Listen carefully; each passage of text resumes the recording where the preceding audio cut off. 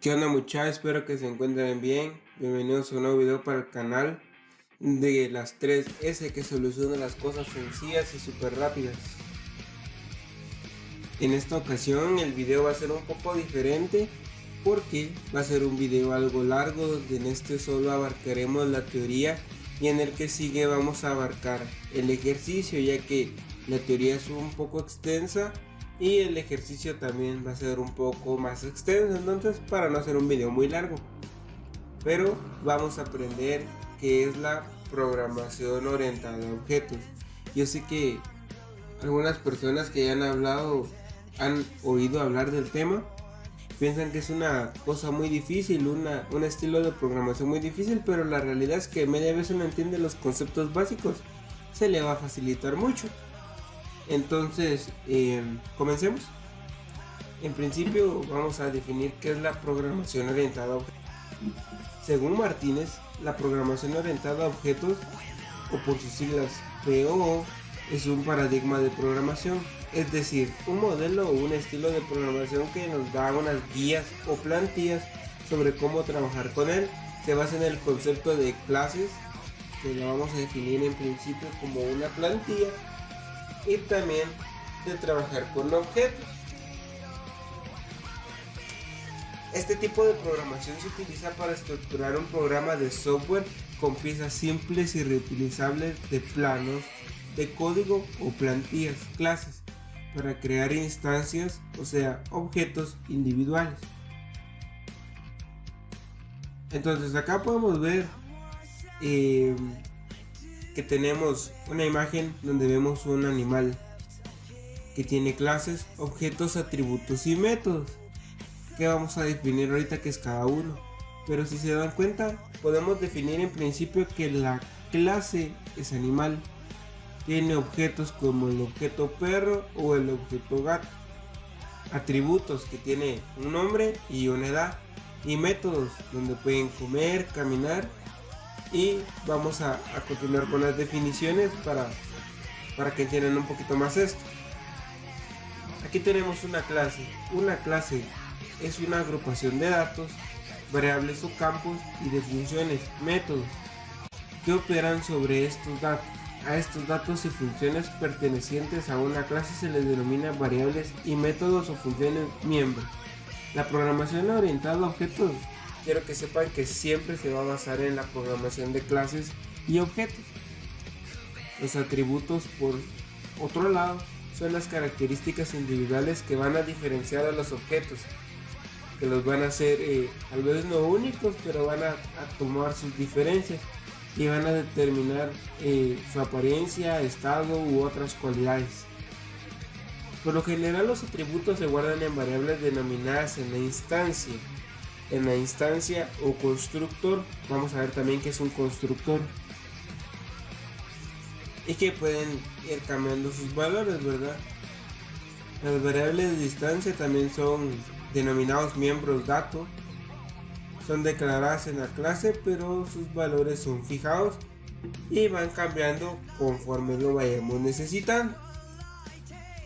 Además de las variables de la instancia, hay variables de clase, las cuales se aplican a la clase y todas sus instancias. Por ejemplo, el número de ruedas de un automóvil es el mismo, 4, para todos los automóviles. Siempre van a haber valores fijos como el número de llantas de un automóvil, el número de patas de un perro o de un animal. Entonces siempre van a haber valores que los vamos a denominar como constantes, que son aquellos que nunca van a cambiar, así como también una constante puede ser el número pi o la letra e. Continuando, tenemos los métodos, que son procedimientos y funciones. Un método es un bloque de código que contiene una serie de instrucciones. Un programa hace que se ejecuten las instrucciones al llamar método y especificando los argumentos de métodos necesarios. En C# o en este caso C++, todas las instrucciones ejecutadas se realizan en el contexto de un método. Aquí quiero diferenciar entre métodos, procedimientos y funciones. Un procedimiento es un bloque de código que contiene instrucciones en el cual se va a realizar una tarea. Por su lado, por su contraparte, tenemos a la función que va a tener lo mismo, pero por lo general siempre nos devuelve un valor. O sea, vamos a definir una función de un tipo entero y esta nos va a devolver un número entero, nos va a devolver un número, ¿verdad? También tenemos los parámetros. Los parámetros o argumentos son una forma de intercambiar información con el método. O sea, si yo voy a por ejemplo, registrar un usuario, lo que tengo que hacer es mandarle a la función registrar usuario los datos del usuario. Puedo mandarle un objeto de tipo usuario que contenga el nombre, el apellido, el correo y la contraseña, y puedo enviarle esos datos por medio de un parámetro para que la función o procedimiento, depende sea el caso, los manipule. Hay que tener claro que para la programación orientada a objetos se deben de cumplir ciertos campos, ciertas condiciones, y aquí tenemos lo que se debe cumplir. En principio tenemos que tener la capacidad de abstracción, o sea, es la capacidad de poder identificar la lógica de las clases. En palabras sencillas, lograr interpretar los métodos y atributos. O sea, si tenemos una aplicación que debe de realizar, de poder manipular, enviar correos, tenemos que entender que como tipos de atributos debemos de tener el nombre de la persona, el correo de la persona, el nombre del destinatario y el correo del destinatario. Entonces tenemos que tener la capacidad de poder entender, bueno, para enviar un correo necesito poder tener una función que sea la encargada de enviarme los correos. Tengo que tener una función que sea capaz de detectar si el correo al que voy a enviarle el correo, valga la redundancia, si el correo del receptor existe. Entonces tenemos que tener esa capacidad de poder ir entendiendo cómo funciona todo esto. Para esto vamos a realizar un pequeño diagrama de clases en el video práctico para que podamos entender más a fondo a qué me refiero con esto. Luego tenemos que tener la capacidad del encapsulamiento, que es proteger el acceso a ciertos métodos e información contenida en las clases. O sea, tenemos un ejemplo, que estamos registrando un usuario, y la clase registrar usuarios no tiene que tener acceso, por ejemplo, a la parte de la clase usuarios donde me permite eliminar los usuarios, porque lo que estamos haciendo es ingresar un nuevo usuario. Tenemos que tener esa restricción, por ejemplo, si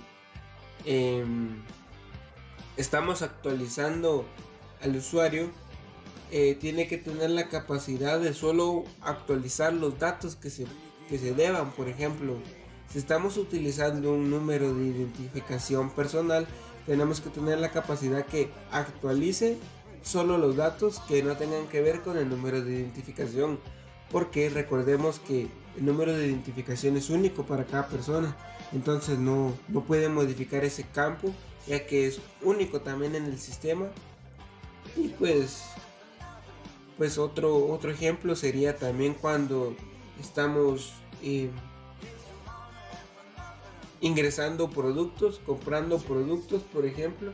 Tiene que tener la capacidad de poder ir teniendo acceso solo a descontar en el inventario y poder generar las gestiones para la venta.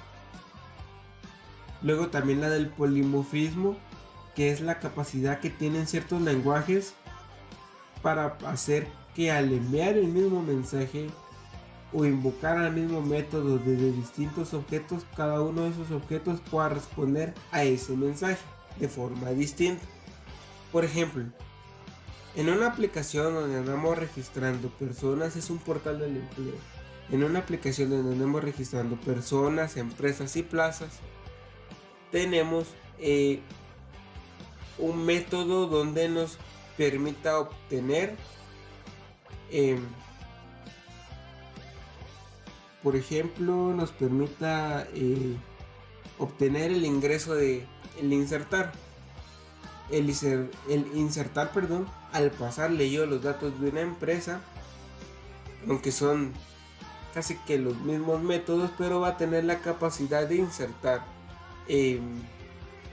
los métodos, insertar los datos. Por ejemplo, un ejemplo muy claro es cuando estamos haciendo una función de búsqueda, una función de filtrar. Esa función, depende de donde yo la llame y el parámetro que le envíe, va a funcionar de distintas maneras. Por ejemplo, si es una función buscar productos o filtrar productos, puedo enviarle yo una cadena vacía y me va a traer todos. Pero en cambio, si yo le mando una letra A, me va a filtrar todos los productos que contengan en su nombre una letra A. Entonces, a eso se refiere el polimorfismo, que tenga la capacidad de responder un método de distintas maneras. Depende del comportamiento de los parámetros que se le envíen o las circunstancias de la invocación. Luego tenemos la herencia, que es poder aprovechar los métodos y atributos de la clase padre. O sea, tenemos que tener en cuenta que si tenemos una función, una clase que sea